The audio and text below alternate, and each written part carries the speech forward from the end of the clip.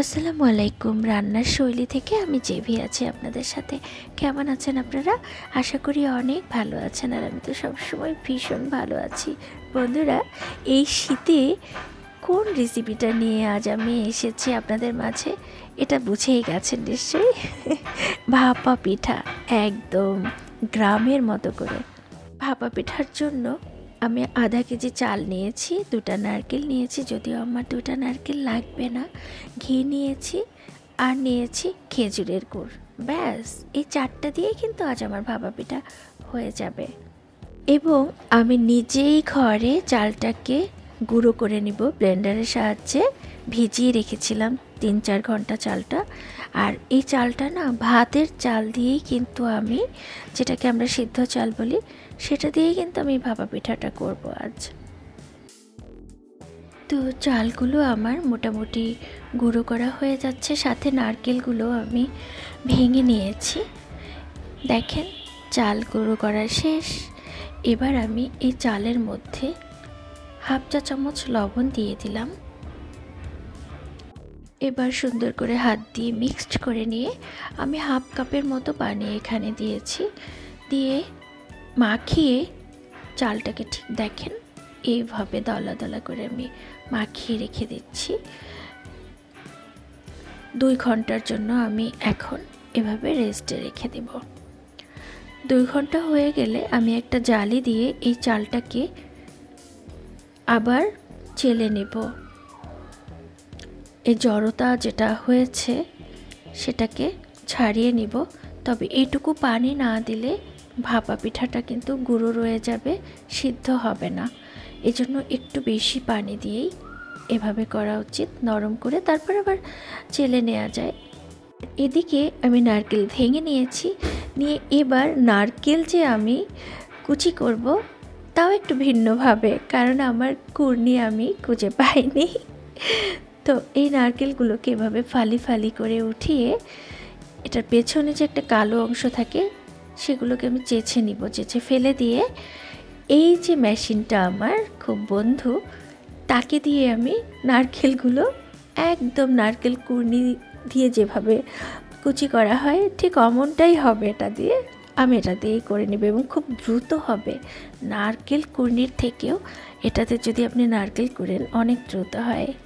তো দেখুন, এই যে হয়ে গেল আমার নারকেল কোড়ানো। এবার এই নারকেলটাকে আমি গুড় নিয়ে, গুড়ের মধ্যে আমি খেজুরের গুড় নিয়েছি, কিন্তু খেজুরের গুড় চুলোতে দিয়ে, খেজুরের লিকুইড গুড়টাই নিয়েছি আমি, চুলোতে দিয়ে এবার নারকেলগুলো দিয়ে এটাকে একটা পুরিয়া করে নিব আমি, 2টা মিক্সড করে। কেউ কেউ ভাপা পিঠাতে নারকেল আলাদা, গুড় চাকা চাকা করে আলাদা দেয়। আসলে ওটাতে না গুড়টা অমনই চাকা রয়ে যায়, সিদ্ধ ওটা হয় না, গলে যাওয়ার সময় থাকে না।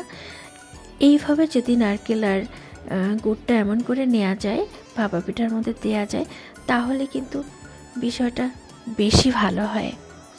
তো যাই হোক, মোটামুটি আমার পুরটা রেডি হয়ে গেছে।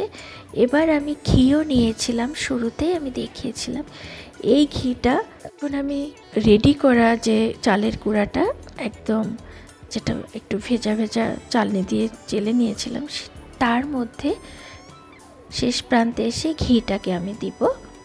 আবারও সুন্দর করে ঝরঝরে করে মাখিয়ে নিব। নিয়ে এবার এই বাটিটায়, এর থেকে পাতলা বাটি আর আমার ছিল না, আমি এই বাটিটায় নিয়েছি। আপনারা চাইলে আরেকটু পাতলা বাটিতে নিন, তবে মাটির বাটিতে নিলে কি হয়, হাতে আপনার ভাপ লেগে যাবে না, সিলভার হলে গরম হয়ে যায়। এজন্য আমি মাটির একটা বাটি নিয়েছি। এটাতে নিয়ে এবার দেখেন অল্প একটু গুঁড়ো দিয়ে তারপর সাজিয়ে নিয়েছিলাম। আর একটা পাতলা কাপড় আমি নিয়েছি, নিয়ে এইভাবে।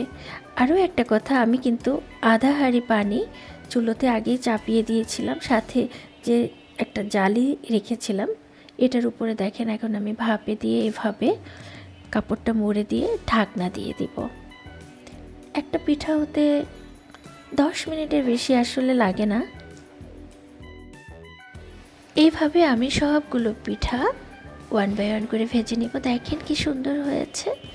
আর সফটও হয়েছে, কারণ ঘি দেওয়া আছে, আর সাথে কোনো গুঁড়ি গুঁড়ি নাই পিঠার মধ্যে, একদমই ফুল পিঠাটাই সিদ্ধ হয়ে গেছে। দেখেন পিঠা কিন্তু আমার রেডি।